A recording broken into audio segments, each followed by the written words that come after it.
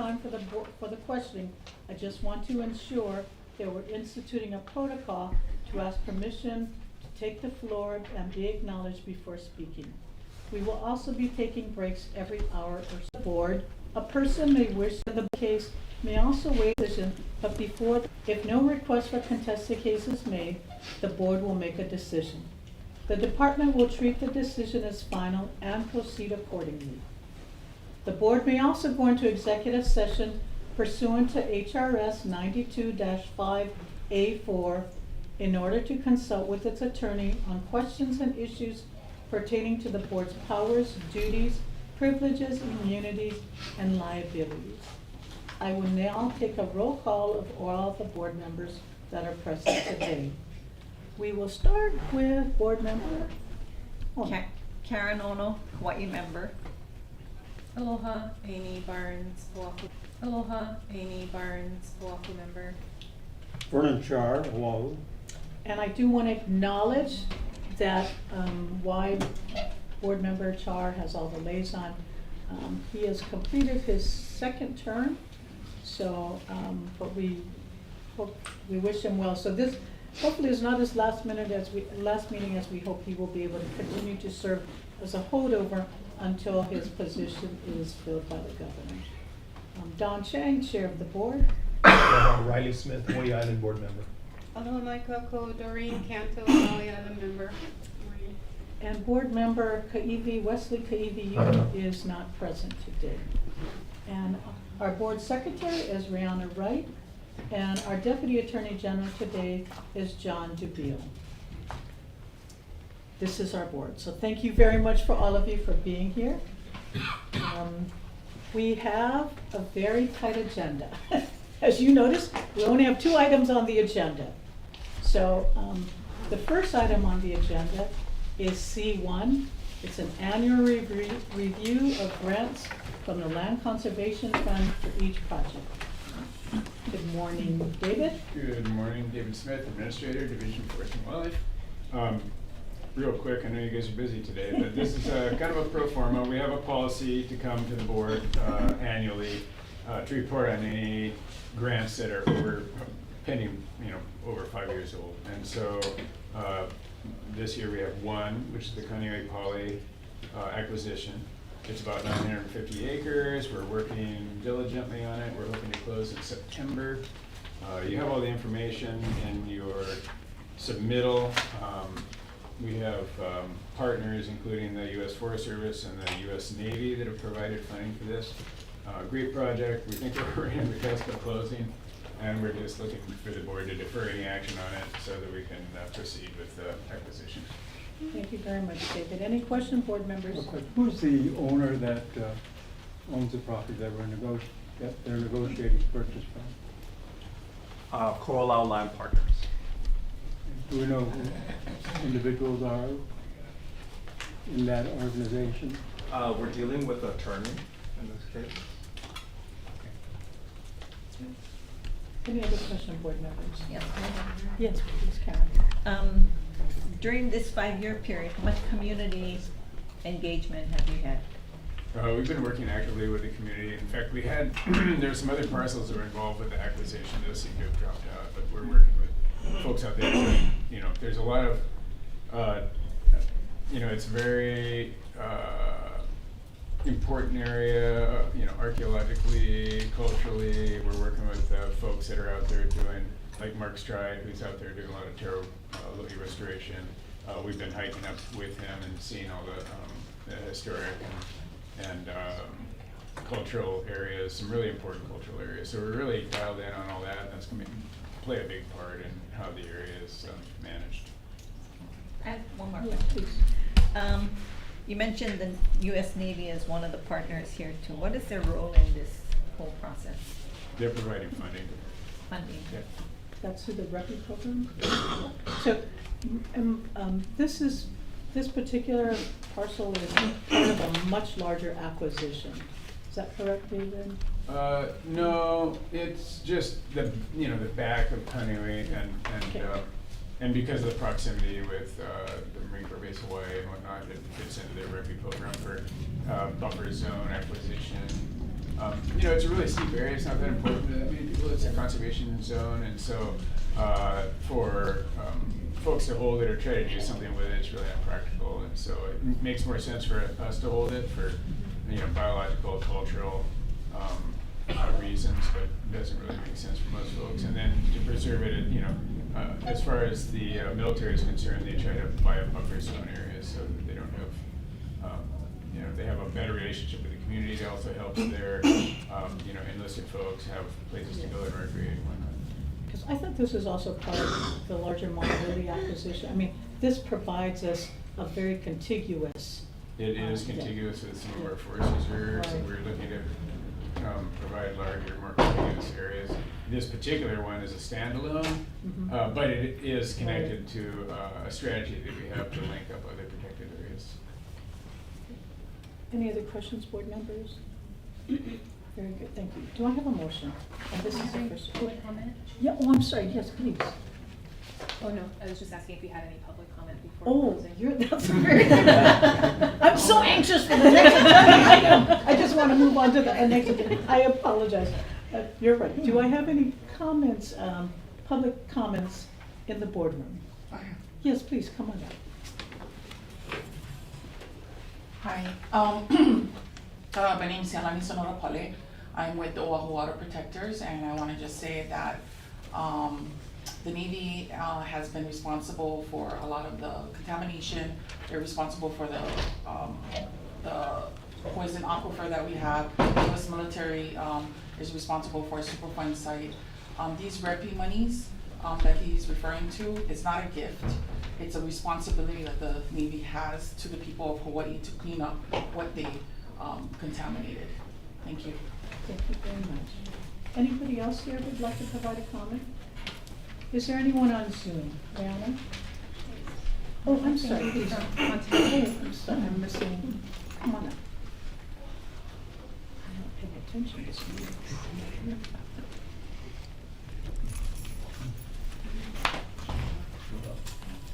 Thank you.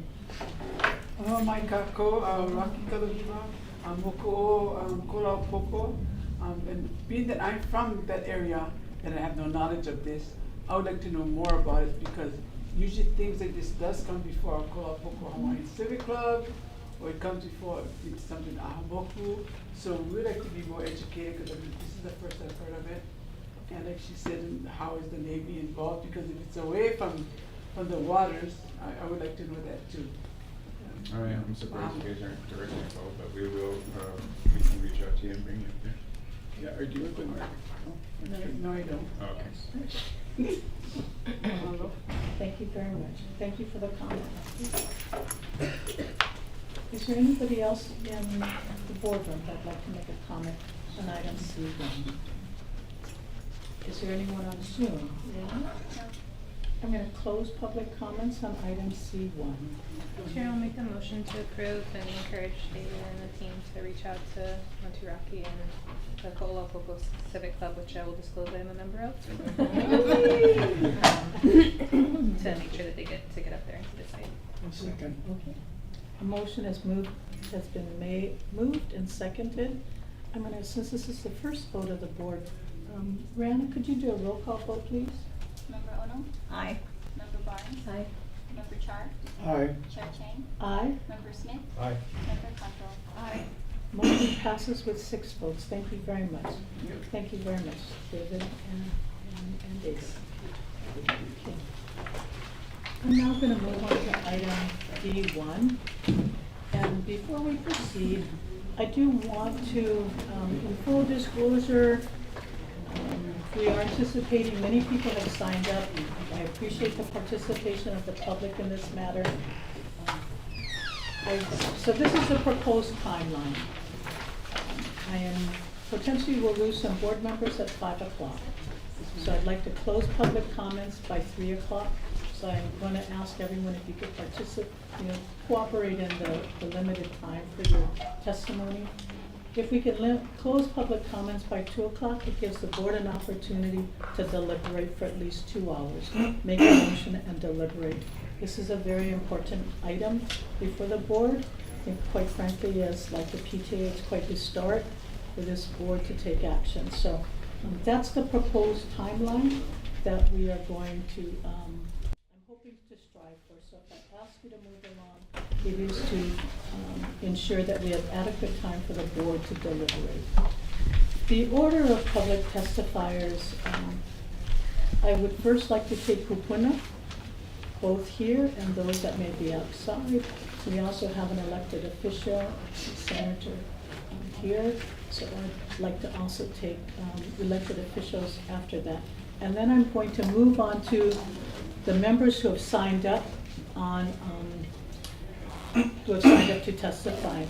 Because we have many people outside in the breezeway as well who would like to testify, I would like to ask you if after your testimony, if you don't mind, if you could go outside so that we can provide space for those outside in the breezeway to come in. So again, your cooperation is greatly appreciated. So I am first going to I'm going to have a presentation by staff. Then I will have a presentation by the applicant. And then I'm going to, at that point in time, board members, if you're okay with holding our comments until after our presentations are made. You're probably me. I'm down against you. So what I will do Coming is... up, coming right up. Excuse me? It's your church, which I'll write up for anti-Semitism.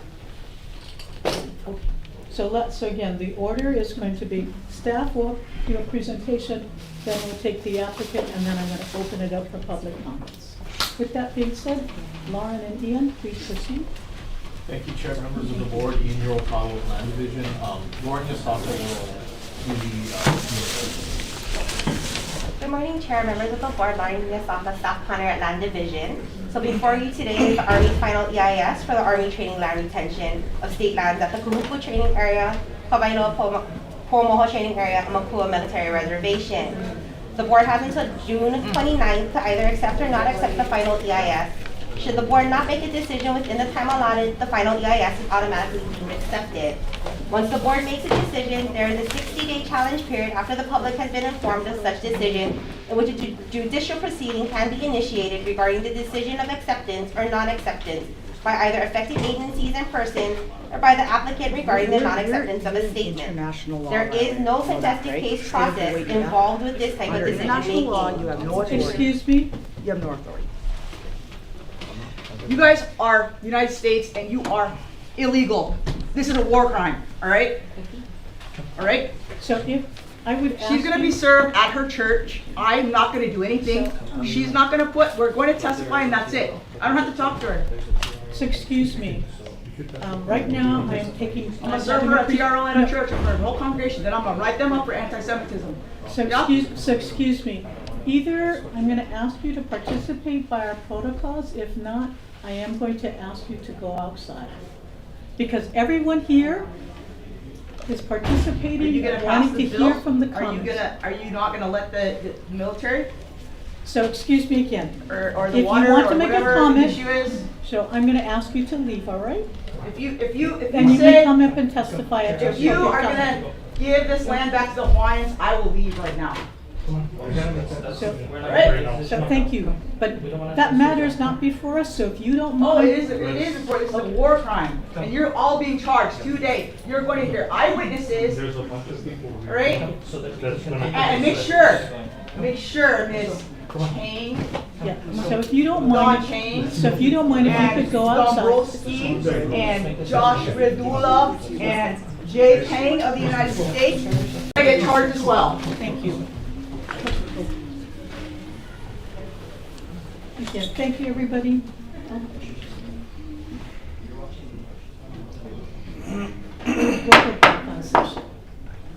I recognize this is a very emotional issue. But everybody's here who wants to provide a comment. I'd like to provide an opportunity for everyone to be heard and to be listened to. So with that being said, if you can continue, Lauren. Okay, I just want to be clear that today's decision making is not about approving any new leases or whether military training is environmentally sound. This is not about Red Hill or the future of the Kahuku racetrack. This is strictly about a 4-volume document and whether it has fully declared the environmental implications of the proposed action and all reasonable foreseeable consequences of the action.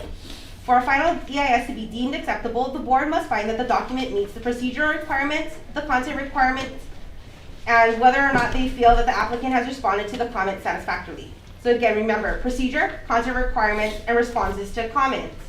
Further, I would like to add that any additional information provided or mitigative actions proposed by the applicant in response to questions posed by the board must be able to be identified in the final EIS document.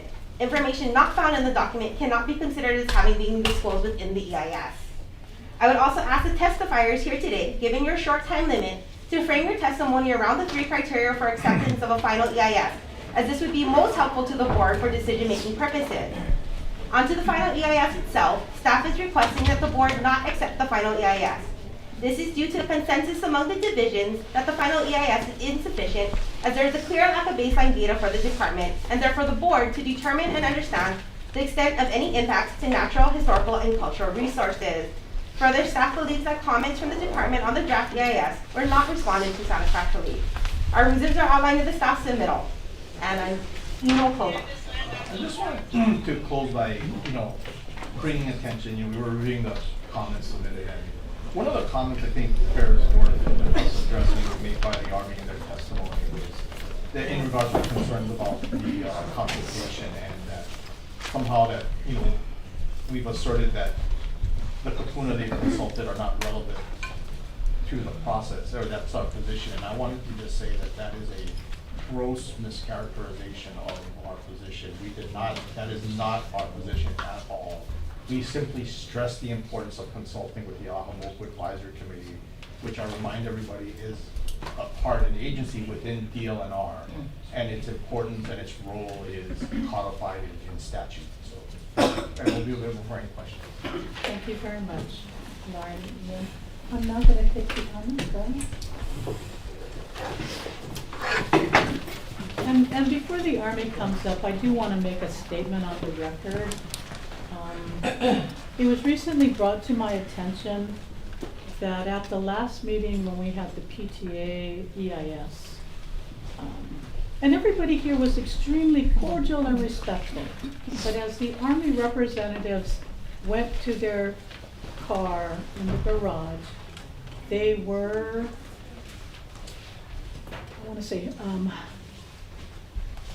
they were harassed as they were exiting.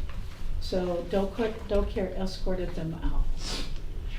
It is not our intention to be, I just want to remind everybody, as emotional as this is, we have to treat each other with respect. And again, everybody here I've seen how you conducted yourself. Some people are just very emotional, but I'm not going to tolerate that. So Docare is still here. I would ask that all of you continue to be respectful to each other, both to those who have same feelings as you do as well as others. But I wanted to make that statement on the record that during this process, we're going to conduct ourselves with respect for each other, and we provide each other an opportunity to be heard and to be felt safe for everyone. Right? So with that being said, I'll let you come on up.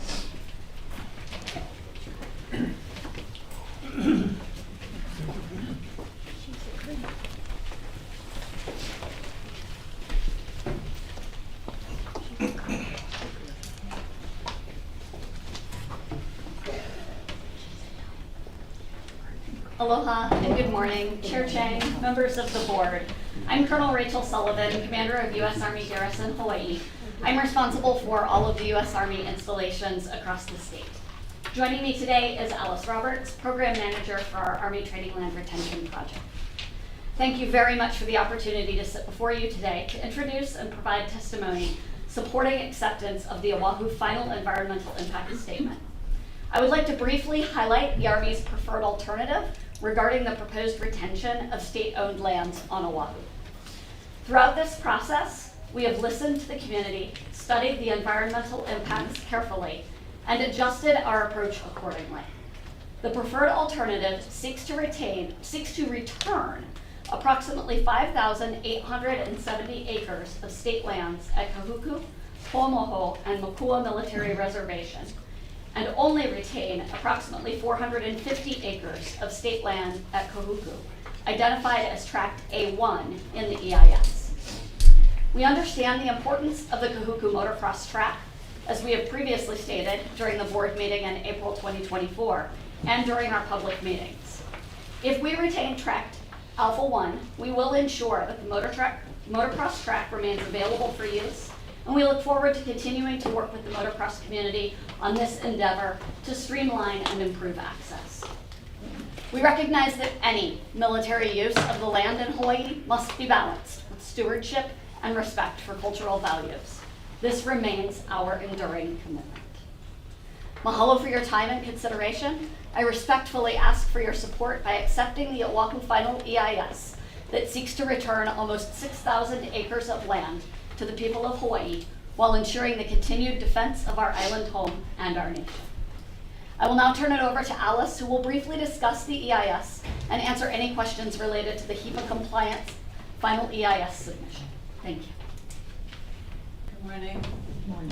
The Army prepared an environmental impact statement to analyze the potential impacts associated with retaining land on Oahu to support continued training at Kahuku, Kawailoa-Poamoho, and Mākua military reservation. The proposed action is a real estate transaction that allows for the continuation of military use. The Army is not proposing new constructions or changes in the type or scope of military training. All training currently conducted has been subject to prior NEPA analyses and resulted in mitigation measures, many of which are ongoing. The Army conducted a formal scoping process for the proposed action in 2021. No divisions within the DLNR submitted scoping comments at that time. In June 2024, the Army published a draft EIS for the Oahu land retention effort, which was followed by 3 public meetings in Iune, Kahuku, and Mākua. Following the publication of the draft EIS for Oahu and receipt of public and agency comments, the Army re-examined training land requirements and utilization for the leased lands and shifted the preferred alternative to only see 450 acres at KTA. The final EIS only makes a recommendation for how much land is retained, but does not identify a retention method, i.e. fee or lease. Therefore, the retention method is not an evaluation criteria for the HEPA acceptance determination. With regard to the land division staff comments regarding baseline data insufficiency, acceptance of the EIS requires good faith effort and sufficient, not exhaustive information per APR 11-200.1-28. The EIS sufficiently enables informed decision-making, which is the legal standard under Price versus Obeya. Existing conditions supported with included data appropriately establish the baseline for the EIS analysis. Baseline considers all prior current activities, environmental monitoring, and conservation efforts. Each resource section discusses the combined impacts of past, present, and reasonably foreseeable actions. Regarding insufficient data for natural resources, BLNR considered the biological resources section to be out of date and piecemeal. The Army disagrees. The EISs are compiled and analyses are completed based on all relevant research and studies to date. This includes both historical and current data and surveys, as well as current natural resources management actions. Additionally, these data are compiled into an integrated natural resources management plan for which DLNR is a signatory. In other words, the natural resources plan, which the Army uses to implement conservation mitigation efforts, is reviewed, analyzed, and approved by the state. Biological opinions result from ESA Section 7 consultation regarding potential taking of threatened and endangered species. Generally are initiated when there is a new military construction or new training activities. The BOs that are currently in place from 1999, 2003, 2004, and 2008 are in force and guide management of and mitigation for natural resources. All species benefit from ecosystem management and are included in the Army NRIP, and the EIS included all current species. Implementation of the BOs requires annual status reports that are provided to DLNR DOPA and are also available for public review. With regard to cultural resources, a description of all previous surveys and sites identified for all state-owned lands was provided along with an analysis of the site characteristics. With the exception of the Poamoho parcel and steeply sloping portions of KTA Tract A3, all of the state-owned land has been surveyed at industry standard. Regarding the lack of appropriate interviews for this. I'm so sorry. 5 minutes is up. We have received your testimony, your comments. but we'd ask that you be available to address questions once the board has an opportunity. But thank you very much. Thank you. I appreciate you adhering by that. With that being said, I'm going to now move on to public comments. And again, I'd first like to start off with kupuna. And I'm going to let you identify whether you kupuna or not.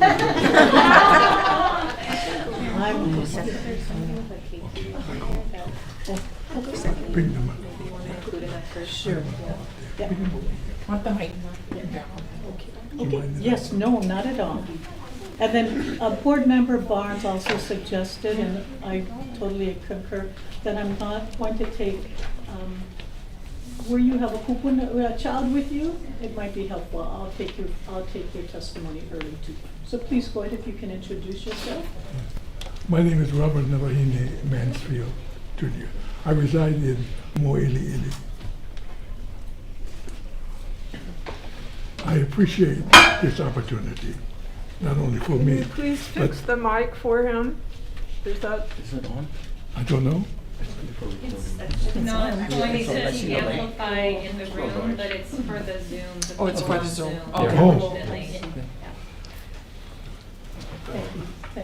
Okay, do I I appreciate the opportunity, not only for myself, but all these people who are here, that you provide for us to speak. I say aloha.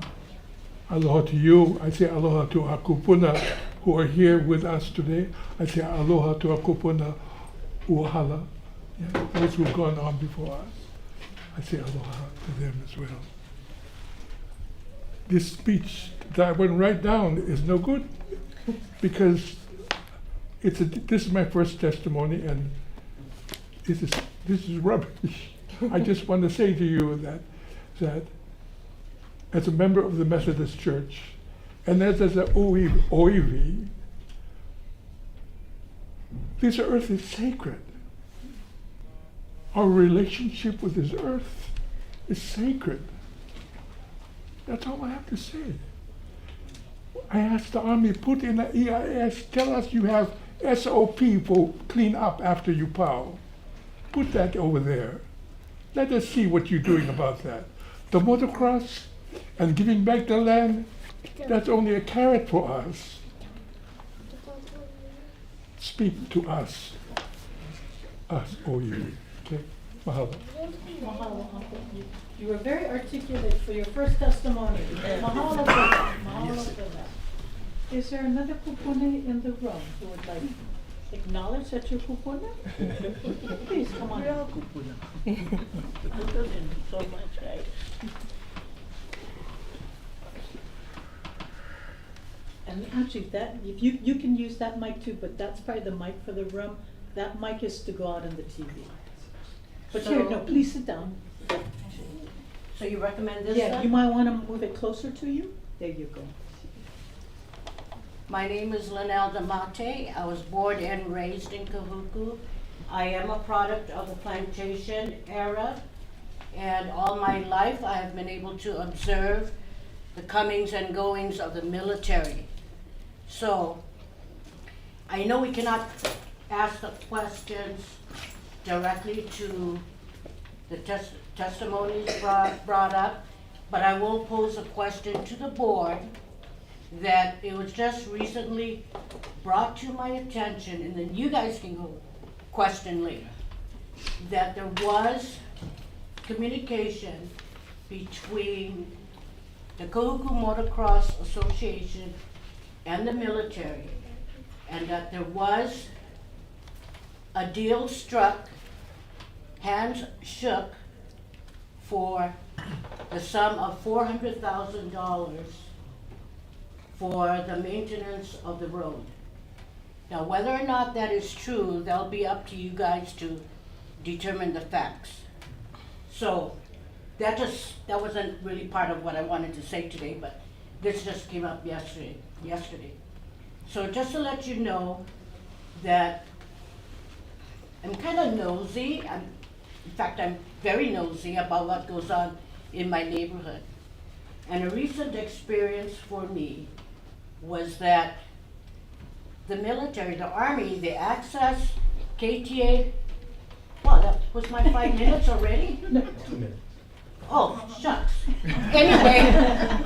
Anyway, sometimes there's a miscommunication between the troops and the command and going up to that hill, that gate is locked. So they all have to just line up on the side of the road. It causes a traffic nightmare. And just recently, there was an explosive truck parked in front of my house. Now, to me, the arrogance of the military to think that we all know that it's a mock explosive truck, you know, that we don't know. So can I have another 2 minutes No, later? I'm sorry. There's so much more I need to say, being born and raised there. Okay, so. Thank you. Anyway, I'm sorry. Go ahead and look into that. Oh, we will indeed. Yeah. Thank you for bringing it to our attention. Anybody else who's kupona here? I'm gonna. Oh, and I'm a great grandma. Okay. There was did you want to come up? Did you want to go? Yes, come on up. Come on up. And then I am going to ask that after your testimony, if you can go outside so we can let others in. Please go ahead. Oh, sure. Okay, I do have, is it Linnell? Yes. So I have a board member who would like to ask you a question. I'm sorry. Thank you. You wanna come forward? Thank you for your testimony. I just have one quick question. Do you support or not support what's in front of us today? I do not support. You do not? I would like the board to reject. Thank you so much.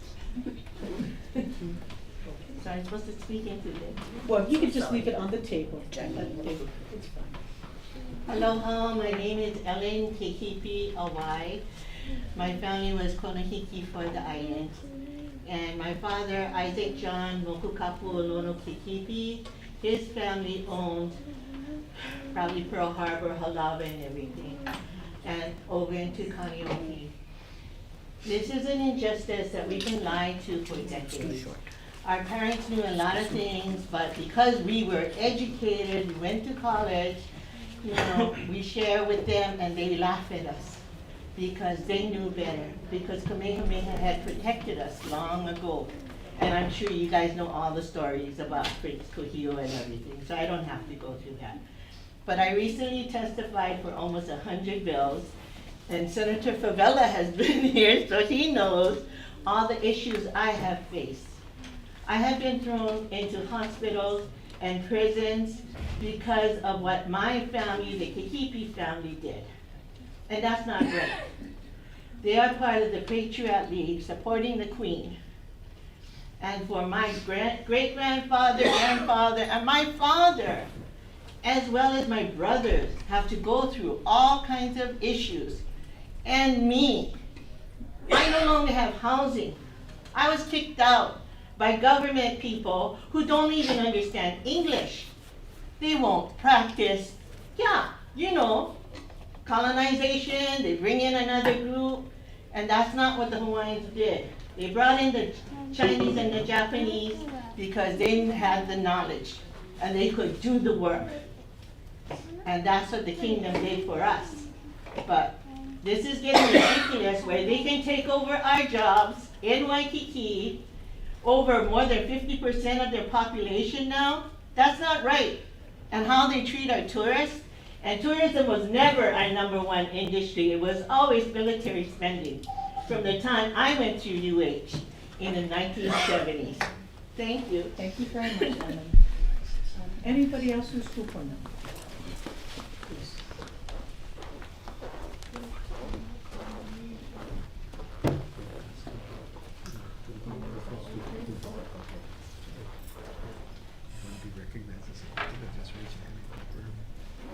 Before we start, I'm the Reverend Steve Costa. I'm the Archdeacon of the Episcopal Diocese of Hawaii. We made a resolution against this, so that but I'm not here to give you facts and figures. Once upon a time, Wakea and Papahanao gave birth to a daughter, Tukulani. The time she gave birth to her firstborn son, the stillborn son was named Haloa, long eternal breath. With great sadness, she walked Haloa in sacred kapa and placed him in a basket of hala and buried him on the eastern end, Kahikina, the end of Kamala'ai, the garden, where the sun rose. After shedding many tears, the plant started to grow. This plant had a long stalk and heart-shaped leaf. It was given the name Halona na Kalau Kapalili, for the way the leaves fluttered in the wind. The first kalo plant was born. Soon Ho'opukalani became hapai again, and this time a strong, healthy baby boy was born. They given the name Haloa in honor of his older brother, Kekalo. Haloa was the first Hawaiian person. Kanaka'o iwi, bone of my bone, flesh of my flesh. This story honors the relationship we Kanaka have with Kaina. It is our ancestor. It is everything. It is a story about loss and birth. The firstborn dies and becomes the watering from tears of sustenance for the next son and the many, many, many more sons and daughters. Ue o Kalani, o la kahunua. The heavens weep and the earth lives. Aole, military, aole. Thank you very much, Rodney. Yes, please. Reverend, thank you for your testimony. Could you repeat your affiliation and the number of? I'm the Archdeacon at St. Andrew's Cathedral. I am the Archdeacon, the Social Justice Officer for the Church, the Episcopal Church of Hawaii. Thank you. And your congregation, could you just tell us how many congregants you represent here? We have about 3,000 or so. It is important. I have the privilege of being the first native of 270 million Anglicans in the world. I have the privilege of being the first native Hawaiian Archdeacon in the Anglican Communion. I have the privilege of being the first native Hawaiian Archdeacon in the state of Hawaii. It is our kuleana to say aole. Thank you very much. Any other complaints?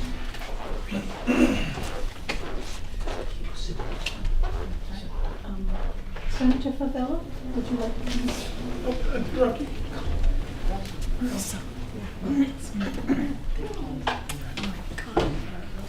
Rocky, you No, she's not ready. I'll go last. I'll go last. No, that's okay, we're gonna call you. So I get children, yeah? You ready? Oh, Go ahead. you sure? Yeah, please come on in. Thank you, Senator.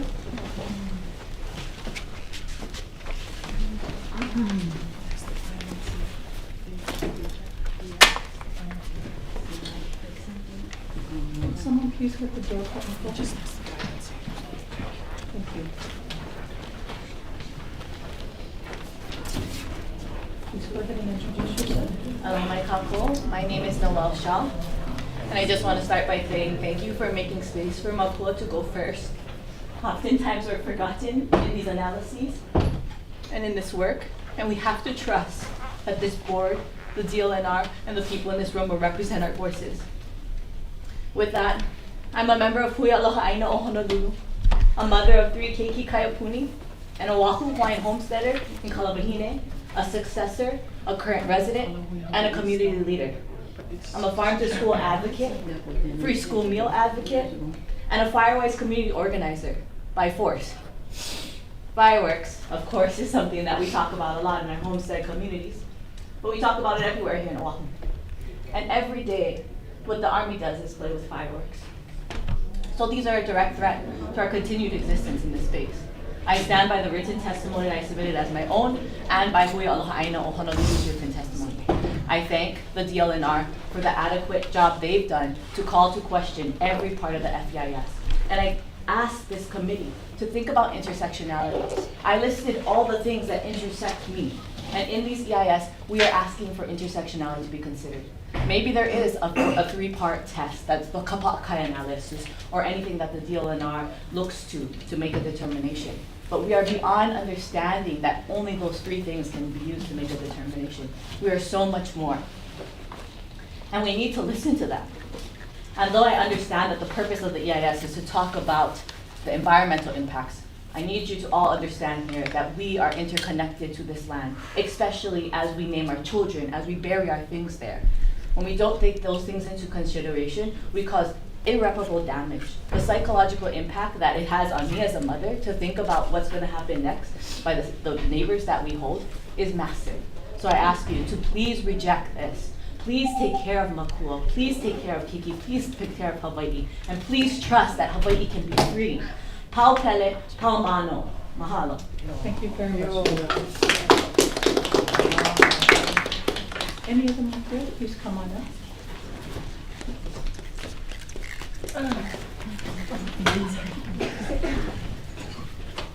You were here last time. I was too. here last Thank time you with for my being kiki. here. Aloha my kako.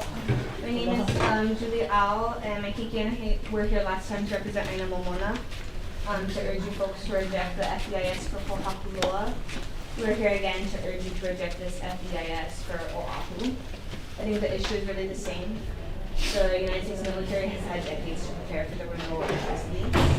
Instead of taking that time to consider community concerns, explore meaningful alternatives, to address BLNR comments, to propose remediation and cleanup efforts, they have relied on outdated data and put together another faulty FEIS that I do not think you should feel pressured today to accept.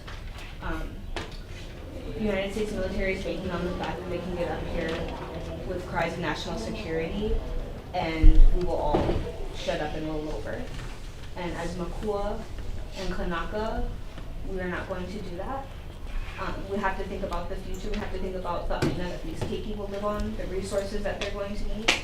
The fact that the military is returning land to the state is not enough to address the environmental concerns of bombing and doing live action training on these sites.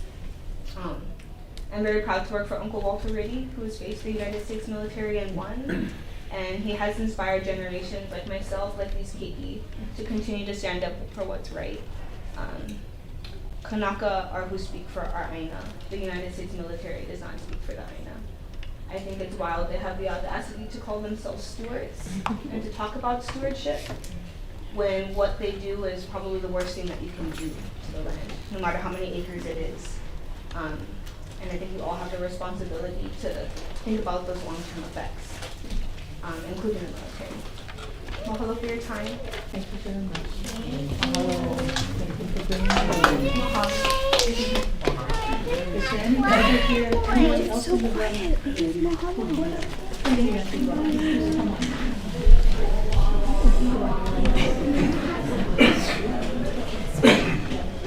We'll take two of them. Well, come, Auntie Rob. Come. We'll take two of you. Please sit over here too. Yes, we'll take two. Share the desk. Auntie Rocky, I'll let you go first, please. Thank you. I'm gonna go for my 5 minutes. 2 minutes, Auntie. 2 minutes. Oh, you know what? Better. Oh, can. Oh, you can hear me. Yeah, we can hear you. Yeah, we can hear you. I'm gonna actually I wear many hats in our community, but today I'm gonna represent the Ahamoku because of the fact that Ahamoku was actually put together with the Association of Hawaiian Civic Clubs.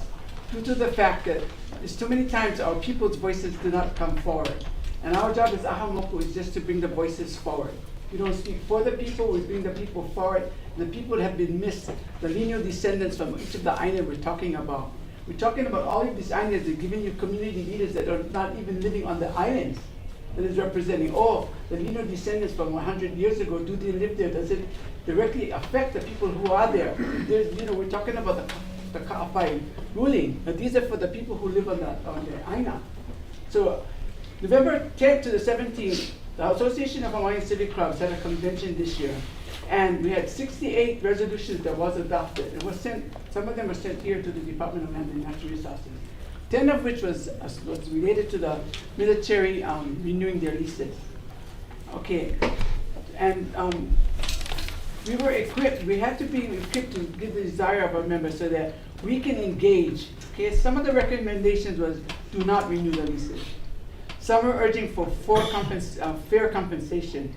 Some are urging of the military, if not going to leave, then they need to provide more reasonable cultural access to their practices. I've had the opportunity to visit some of these places. I've been to Mokapu, I've been to Pualoa, and some of the description they're giving the Department of Land and Natural Resources is fabricated. Some of them are saying that this is poisoning this and that's poisoning that. I read the Department of Health studies on these places. Some of them is not true. You know, when I recently went to Pualoa, I was in total shock when I first went there for my first time. I walked into the Department of Land and Natural Resources officers practicing and hoping that they don't lose their practice area. And our own police department over there practicing. Do we want that to leave? Do we need that? I went to Mokapu, and that's where they have all the heavy equipment. I live directly across the base from Mokapu. I'm looking at my house on the base and talking to them. Do we really? Okay, I'll stop. But anyway, Thank you, I'm Auntie talking to the Rocky. people. Mahalo. Calamari, thank you so much. Auntie Rocky, could you, Auntie Rocky, Oh, sorry, Auntie Rocky. one question. Sorry. Could you just remind us how many people are represented by the Association of Hawaiian Civic Clubs? This year, the Association of Hawaiian Civic Club, we have this is on a national level. We have almost 60 some odd clubs. Drake Kalili has, I think, the exact amount. Each club, we had a club from every single island. And each of these islands represented their own area, their own moku. We had from Hawaii Island, Kauai Island, Oahu Island, and we were surprised and shocked that they came up with this many resolutions pertaining to the military leases. So the military, I know, you know, we have to engage, we have to work, but maybe they're hiring the wrong kind of people, I don't know. You know, your consultants, are they conferring with the people who's there? The people who don't even live there. Think about that. Thank you so much. Mahalo. If you can introduce yourself. Good morning. My name is Marisa Lemmer. I was a classmate and best friend of Honolulu class of 1967. And I feel she would be here today to tell you that the FEIS is a very bad thing. It's not good for the land, not good for the people. And I live close to Kahuku. I live in Sunset Beach. So toxic chemicals and pollution is something that we all have to worry about. Wherever the Army goes, wherever they do their training, they leave it all behind. And I know the Big Island has plutonium, which is horribly toxic and impossible for the Army to clean up. So this is what I'm worried about. This is why I drove all the way from Sunset Beach, very far, to be here today. So I speak for myself, and I feel like I speak for my friend, Haunani K. Track. Thank you for being here. Thank you. Is there anybody else here who point out? Thanks, Marissa. Shane's outside. Go outside for Shane. Look for Senator.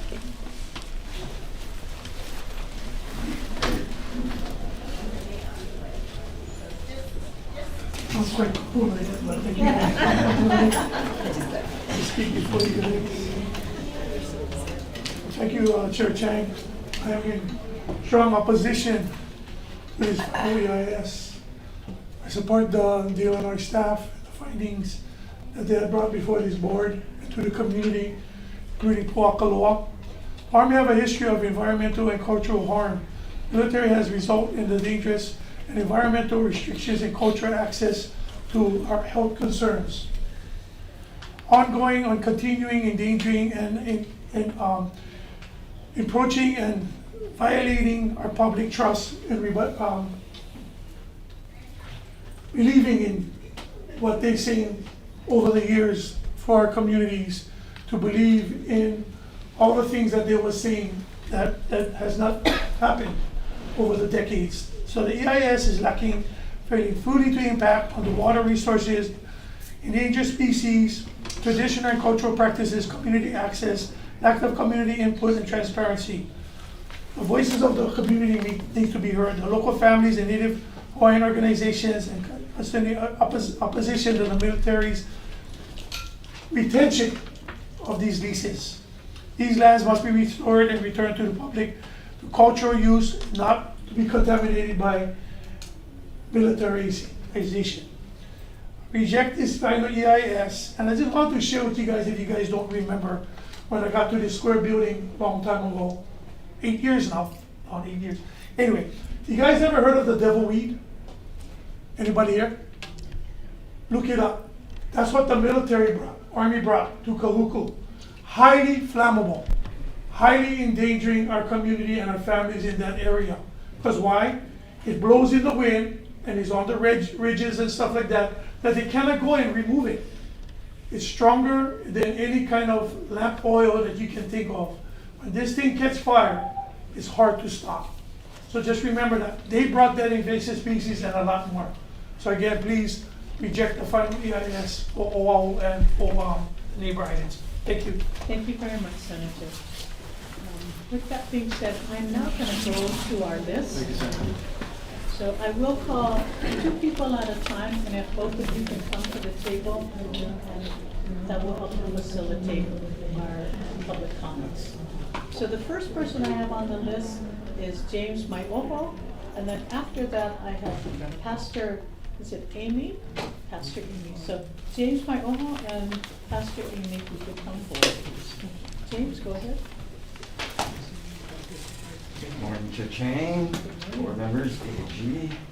For the record, I am James J. Kalanimoku, County Bird Mai'oho. I'm a lineal descendant of Honolulu, most specifically Kai, and carried his kuleana to our EV at Ho'okaina, Lahaina. My family crypt was in the at White House Church, and of course, Manala. I read this document. It reads very much the same as what we read at Moku. It has the same glaring lack of content for cultural surveying, for archaeological surveys, for what is unknown, as that document reads. And in my opinion, if the board is going to be consistent, it has to find the same as it did with Kahuku, because your own documents, your executive summary, reads the same. And if you'll indulge me, I'll read a paragraph from that into the record that shows this glaring lack of content. This is from page 6. Regarding historic and cultural resources, LD and HHPD staff continue to have concerns with the lack of surveyed areas. Specifically, SHPD states that SHPD continues to recommend adequate archaeological surveys of the ROI. The significance of unsurveyed acreage within KTA, MMA, and Pomolu may contain historical and cultural sites that remain unidentified. No consideration has been given to potential unidentified archaeological and cultural sites mentioned in Native Hawaiian traditions that could potentially be within these unsurveyed portions of the ROI. As you've heard previous testimony this morning of how important the EV are to us and the land. They are part of the land, they are part of us. They must be protected. And to do that, we must identify them. And none of this should continue until those things are accomplished. Thank you very much. Pastor Amy. I'm Reverend Amy Chiekawake. I was born and raised here in Honolulu, graduate of high school, and I'm an ordained elder in the United Methodist Church. And here representing the Hawaii District Act of Repentance Task Force for the United Methodist Church, because we learned that our church and some of our members and early pastor was a part of the overthrow of the monarchy. And so last year, our global United Methodist Church, representing over 10 million people, agreed to the process of an apology and repentance for our wrongdoings to the Hawaiian people. And that is why I'm here, because it's not enough to say sorry, but it's important to be present at actions that are important to Hawaiians. I do want to say that earlier this month, at a regional gathering of United Methodists, we presented a resolution to the conference which represented about 50,000 United Methodists in Southern California and the Pacific. And we voted against renewal of military leases and urged the rejection of the final Army EIS. We do this for our brothers and sisters of Hawaii, but we also do this because God created this land and everything is sacred. It's not just about people, but it's about the sacredness of creation. Thank you. Thank you very much, Pastor. The next two I have is Tavita, and then Davy and Thank you.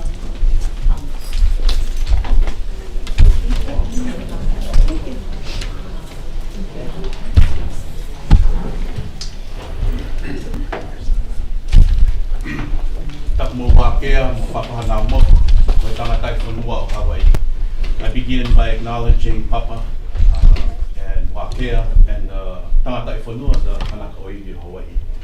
Aloha mai kako and maloi lele, Chair Chang and members of the board. My name is Tevita O'Kaili. I'm a professor of anthropology and cultural sustainability at BYU Hawaii and a resident of Kahuku. I'm Tongan. There's about 300, 400 Tongans in Kahuku, and also an indigenous person to Moana Nui Akea, direct descendants of Kanaloa, Maui, and Hina, common ancestors to Hawaiians and Tongans. I rise today to strongly urge you to reject the final environmental impact statement for the Army's proposed land retention Kahuku, Kawailoa-Poamoho, and Mākua. Hawaiian cosmogony or creation story tells us that these are sacred places. They contain mo'olelo, heiau, burial, caves, iwi, bla'au, manu birds, and wai, all of which are fenced off, restricted, and degraded by the military activity. The Army's own cultural impact assessment admits that access is denied, and this is a cultural knowledge being lost. It represents a cultural crisis and erasure of culture, or what I refer to as ethnocide. But let me be clear about the local and the global stakes. I do not want Hawaiian Kingdom Crown lands used to train soldiers or fine-tune weapons meant to kill people abroad, such as the ongoing genocide in Palestine by US and Israel, or the destruction of environment in Moana Nui Akea. I do not want the sacred Aina of Hawaii to be a staging ground for wars that destroys lives, lands, and waters in Hawaii and around the world. To approve this EIS is to side with militarism over Aloha Aina. It is to perpetuate imperialism and colonialism in Hawaii and to be complicit in violence. Reject the EIS, protect Hawaii, protect our culture, protect our humanity and spirituality. Mahalo nui for your time. Aloha mai kako. Aloha mai kako. My name is Davian Momilani Sawaris Thomas. I am born and raised from Oahu. I am Hawaiian ancestry by both parents, by both tutu. I was also a 17-year Navy wife. Until today, I still live 20 years amongst our military community. I have learned to become a military advocate on my own, for Oahu, for Hawaii, but I have learned to take lead for volunteering for our military community as well within 20 years to present. I am here today to tell you to reject because I live both sides of this, all right? I started learning about Mākua Valley while I was still a strong patriotic American growing up on this island, all for the military and their training. Schofield soldiers I met as a young adult, 1990s, was telling me something I never understood, how they were treating Mākua Valley, stepping on snails that were endangered. They would side, many of them, these are like hundreds, would side with the Hawaiian people, something that I wasn't raised on this island to understand, their knowledge, their cries. 2003, we start learning about the global war of terrorism, okay? 99% of my customers on Waikiki were Schofield soldiers. They went to that. They were excited when Saddam Hussein got taken down because they're not going to war. 2005, when I became a Navy wife 20 years ago, they came back with PTSD, silent mental stressors, attempted suicide. I started to understand this slowly, but as a Navy wife, when my mister had to go, was now retired, 2009 to Iraq to fight that on ground. That crap scared me. They're training, all their training for all the military branches, when they had to prepare for that, for Middle East. And when they are there, when they come back, we have to understand their silent mental stressors. Many of us come down with such a thing. This is something my home Hawaii has to understand and respect. I understand it, I see it, I lived it. Thank you very much, Davian. You're welcome. So Let's take this. no, you can't take that one.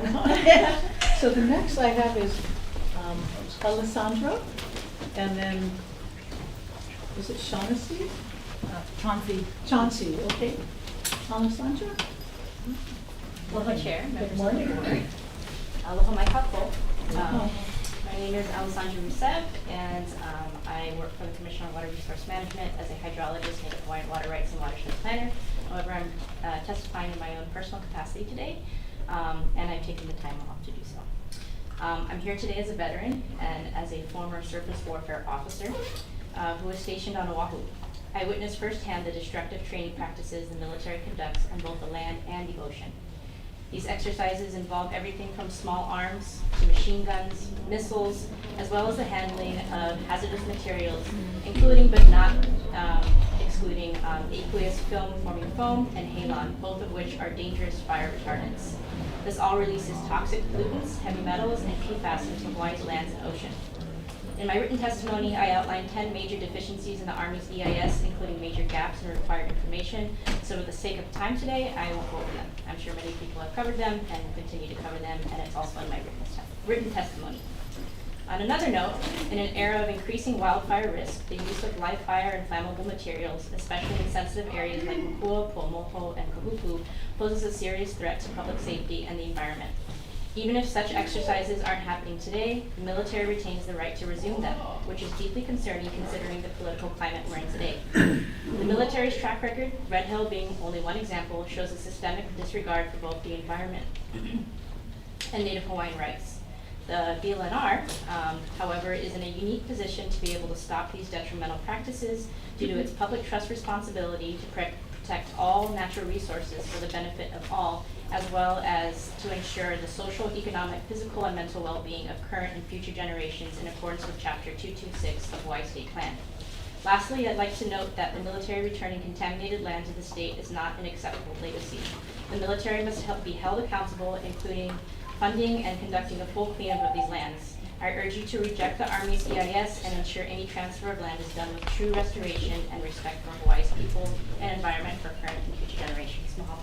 Thank you very much. Chauncey, and after Chauncey, I have Bailey. Rayleigh. I'm so sorry. Oh no, tell them why for mispronouncing people's names. Please come back. And then after that, I have Paige and Ron. Okay. Please go ahead. Aloha board members, aloha kako.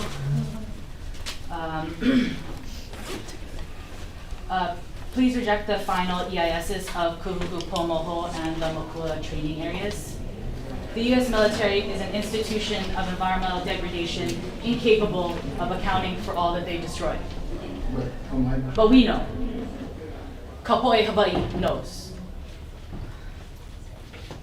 The military ledger drips with our blood and future. Turn them away. They are an institution insufficient to meet the present, let alone repair what they have destroyed. Their standard deviation is death. Retention, mitigation, no action alternatives are words and diversions from life. Our life. Our water, our Mākua, our people, our keiki, do not abide these diversions any longer. I said it before, but trade their practiced death for the people's hands.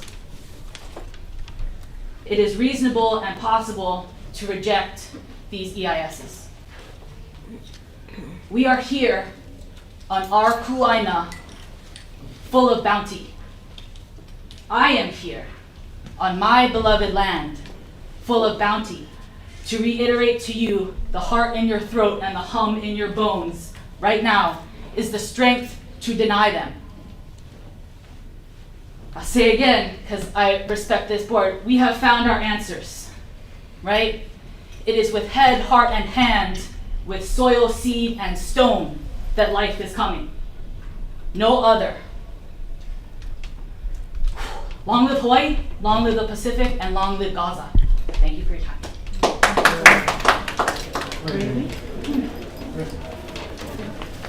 Aloha mai kako. Thank you for having me. Thank you for this time. My name is Braylee Isono Hirose Hobart. I am from Ewa Beach, and I would today like to bring the waters of Keone'ula, the stream of Honolulu, and the loch of Kaihuapala'i today, as we talk about what it means to talk about significance, right? This is wrapped in a language of significance. And I would like to assert full-throatedly a rejection, to call for rejection of this EIS. That the statement regarding these lands is insufficient. The statement of impact is insufficient. The accounting of harm is insufficient. And it is,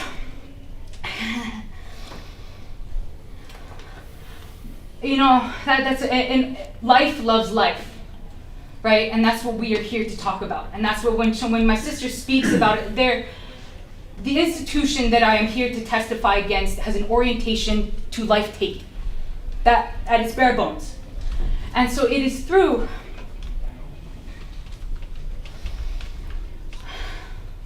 from their memorials to these training grounds, this institution is comfortable with leaving beings under the rubble. We are not. We are not. In February, I lost my job. I cut mangrove on Kaihuapala'i. I was granted access to stand in that water, Navy water. And it is that disrespect and disregard for the things that are left that I believe deserves this rejection. Please reject it, this statement, on a lack of impact, a lack of content of impact. Thank you. Thank you very much. Next I have Paige, Iune, and Ronnie Inagaki.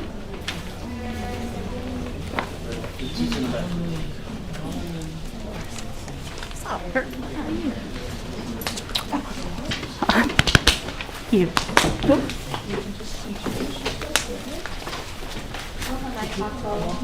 My name is Paige, and I'm born and raised in Kahuku, and I'm a current grad student at UCLA.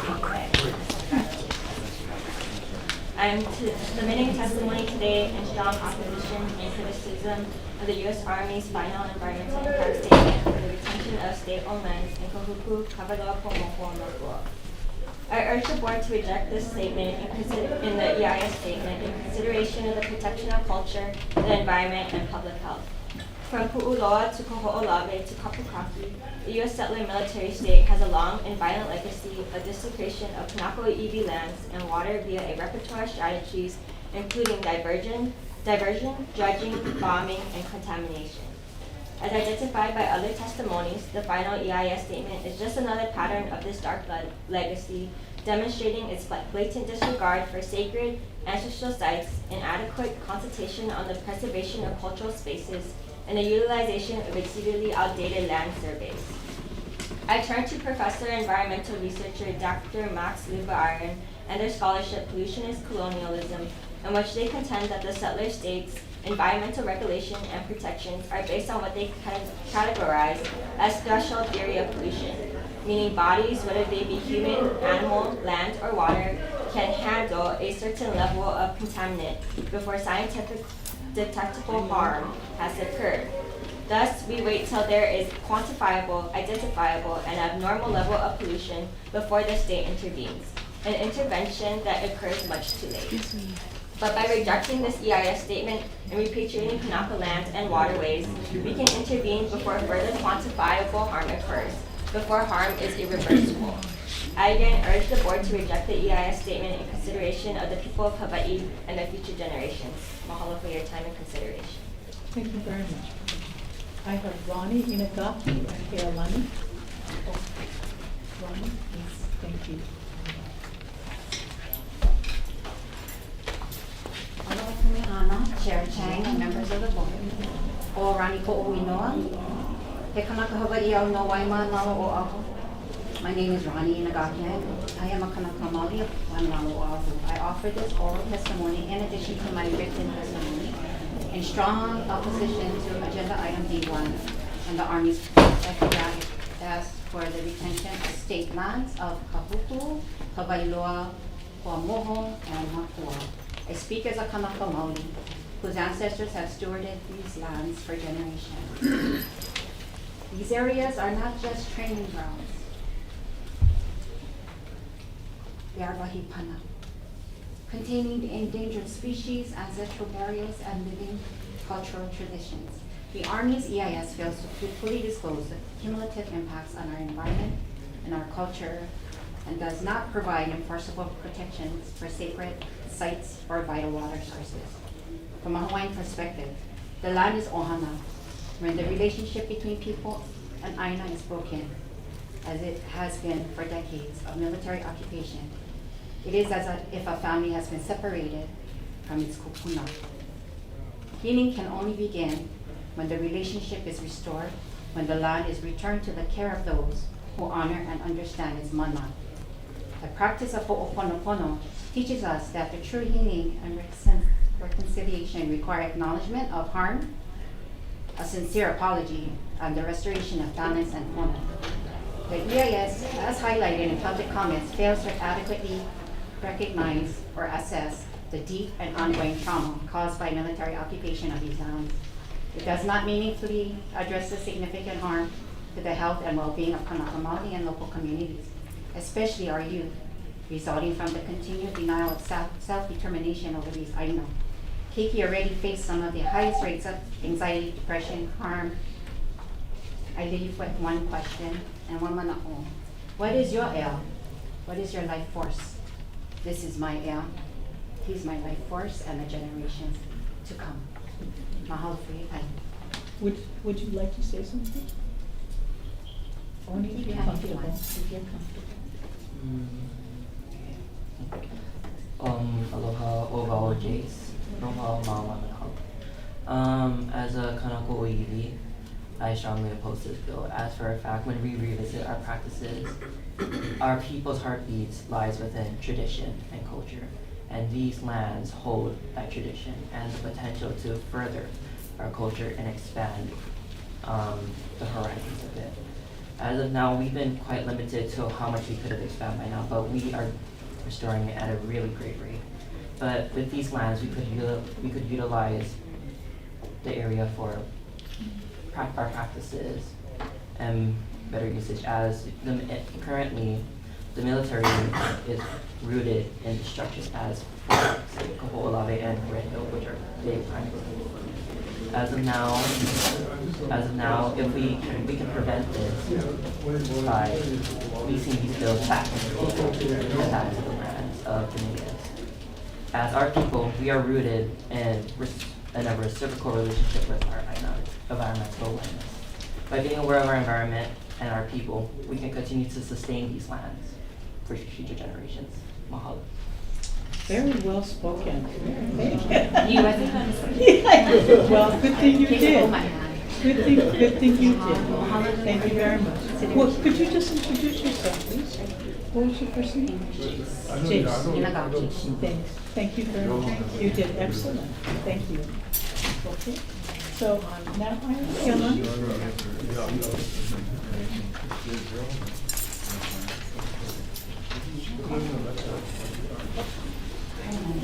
Aloha, my name is Helene Sonoropole. I'm submitting this testimony on behalf of Kalahui, Hawaii.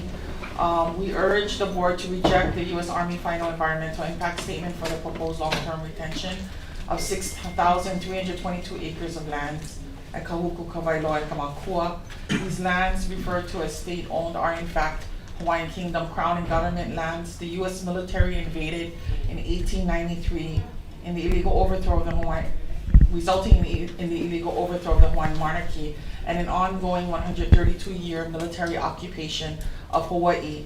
Nearly 2 million acres of Hawaiian national lands were taken without the consent of the Kanaka Maoli people. The long-term military retention of these lands, absent of free, prior, and informed consent, raises serious legal, cultural, and human rights concerns.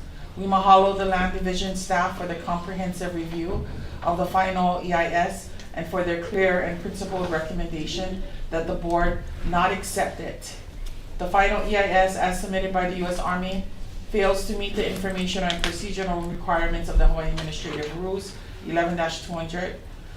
Without adequate data and analysis, the board cannot make an informed or responsible decision regarding the future of these lands. And no amount of pages, no matter how many thousands of pages, can tell the story of this land. This land is us, the Kanaka Maoli people, and we speak for the land. Kalahui Hawaii reiterates the U.S. Army's continued use of these lands violates numerous international legal instruments. These include the United Nations Declarations on the Rights of Indigenous Peoples, the UNDRIP, the International Covenant on Civil and Political Rights, and the Charter of the United Nations. Under these frameworks, Kanaka Maoli have the right to self-determination, the right to practice and revitalize our cultural and spiritual traditions, the right to clean and healthy environment, and the right to free, prior, and informed consent. The final EIS not only fails to acknowledge these rights, but it lacks the technical data and cultural context necessary to properly evaluate the Army's proposed actions. The SHPE found that the EIS submitted significant Hawaiian cultural narratives, such as the legends of Kelea and La'i Kanaka, and failed to conduct archaeological surveys over substantial portions of the training area. Yeah, Nani, I'm sorry, your time is up. Okay, and then just one last sentence. We submitted a petition as part of our testimony. It has almost 5,000 signatures on there calling for the rejection of the military leases. Well, mahalo for your time. Thank you very much. Nelda and William? Chair, yes. Can I ask her where the signatures came from? Do you mind? Most of the signatures are from Hawaii. Oh, they're Yeah, we did submit it as part of our written testimony, so it's attached to our paper testimony. I didn't want to put the any personal identifiable information on there because it is going to be a public record. No worries. Okay, thank you. Thank you. And then, Aloha, Chair, and aloha, members. My name is Nelva Aina, and I'm with Huimolama o Mākua. And I was going to give my 2 minutes to William Aina, but instead, I'm just going to strongly agree with what this testimony is about. And mahalo for your time. Thank you so much. Because we discussed it. Hello, my kako. My name is William Aina Jr. I represent Huimolama o Mākua, about 100 members and growing. My testimony, or the testimony of Huimolama, is only on the Mākua portion of the EIS. I understand that the Army is proposing its preferred alternative of no retention of state lands in Mākua. I support that. It's a good start. However, we feel that alternative 9 is much better. Alternative 9 is the no retention of state lands and to move all training on government-controlled lands to Schofield. The training that goes on in those lands right now is a want and not a need. I'll repeat that. It's a want and not a need. They can fly helicopters, they can fly UAVs in Schofield or any other place that they have government-controlled lands. I agree with comments from the Land Division that the EIS does not fully correlate with the environmental impacts to the proposed actions, and that the EIS does not fully consider all foreseeable consequences, and that the EIS, the data and analysis is not commensurate with the importance of the impacts. DOH, I agree with them that maneuver and impact areas on state lease land should be investigated for munition use and munitions constituents prior, I'm going to repeat this, prior to the expiration of the lease in 2029. That should be done prior to the expiration of the lease in 2029. The EPA's comment that there are ample unexploded ordnance and contamination in the soil likely to move along existing pathways into subsistence food supplies. It already is moving off the bait. This magical fence that, borders the MMR is not stopping that stuff from coming out. And then real quickly, I look for a reference to the bomb crater dump in a UH study in this 2,000 page or so many page EIS. There was no reference to that. And what's amazing is, and I'll tell you why.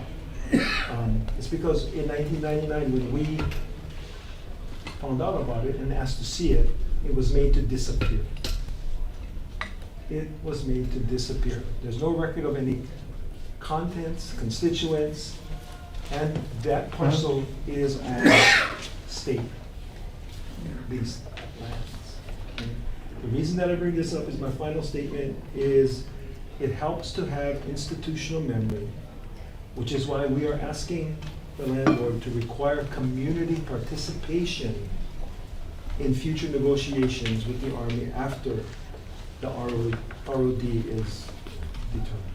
Okay? It's important to have the institutional memory of the things in Mākua and where things are in Mākua and the history of Mākua in order to have good, full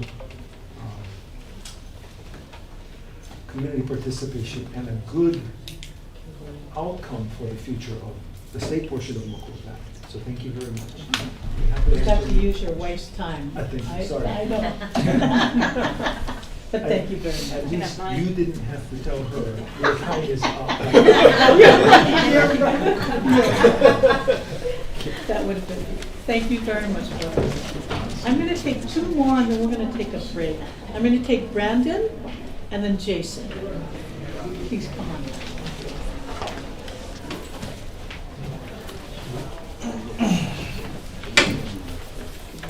Good morning. My name is Brandon Mākua. I'm the Vice President of the Nation of Hawaii. I hail from Waimanalo. I'm speaking here to make sure that we leave our kiki a foundation and not a fight. These issues that we've been dealing with the military have been going on for years. Our land is suffering. I ask that we reject the FEIS because the military has not done a good job of stewarding our lands. There's so much to go over, but is this a legacy that we want to leave our children? Is this what they deserve, our scraps? And I think we are setting a bad example if we allow the military to just skip out on their duties and obligations. Because we as Kanaka, stewardship is not just a word you put in front of your name tag. Stewardship is a lifestyle. We exist in an Ahupua, and in the Ahupua, we understand that what I do affects my neighbors downstream in either a positive or a negative way. And if you are going to exist in Hawaii, you need to be practicing that mindset of Ahupua. We do monthly cleanup days in Waimanalo where we're restoring ancient Kalo terraces, and about 80% of our people that come there are non-Hawaiian. And what I tell them is, I give them the history, but then I tell them too is, you have finally found the real Hawaii, because now you've taken on kuleana. If you're gonna be in Hawaii, and you're gonna live here, you have to have kuleana. If you don't have kuleana to Hawaii, then why are you here? Thank you. Thank you very much. Jason? My name is Jason Mazula. I am a member of here as a member of Veterans for Peace Hawaii, which is, as of last year, an international chapter along with Okinawa and Ireland and Vietnam and a handful of other chapters. As a longtime Hawaii resident and a combat veteran who I urge you to do the right thing and reject the Army's EIS. Please put the environment and the people first. It does not take an expert to see that the U.S. and its military have never anticipated the true environmental and especially the human impact of their actions.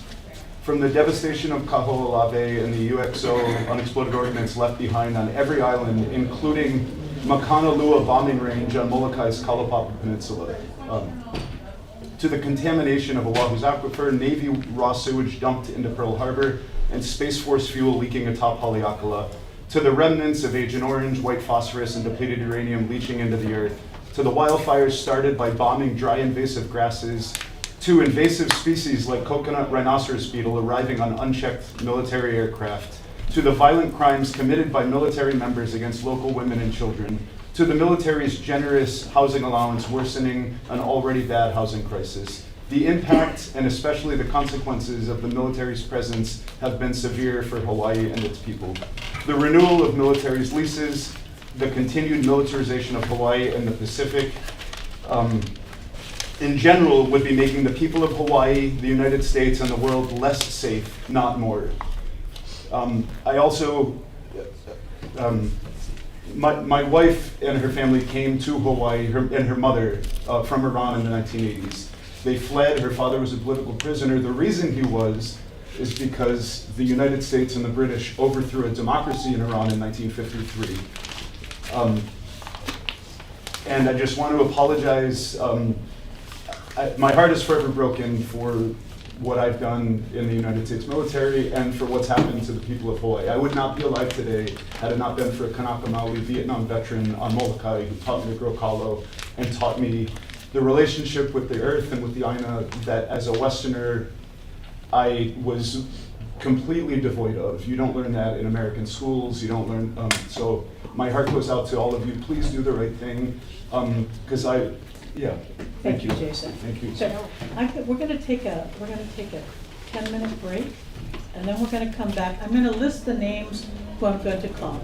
Lena Ala, Kawila, Noelani, Kaipo, Makanoi, Ellen, Ka'anolani, Kua'aina, Kua'ana, Liko, and Kamuela. So we're going to take a 10-minute break, and then we're going to take those names, and then we're going to call you out.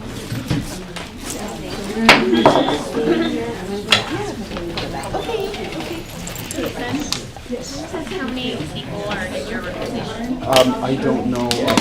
Not nearly enough. Okay, yeah. Thank you. I never get switched fast enough. Have my watch.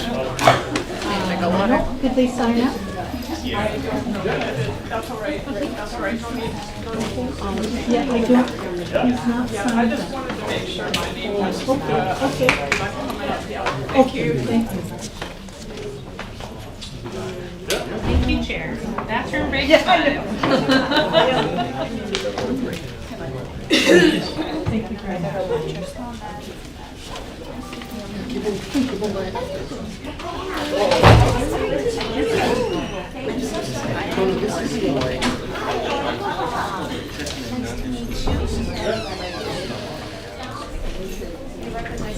Oh, yeah.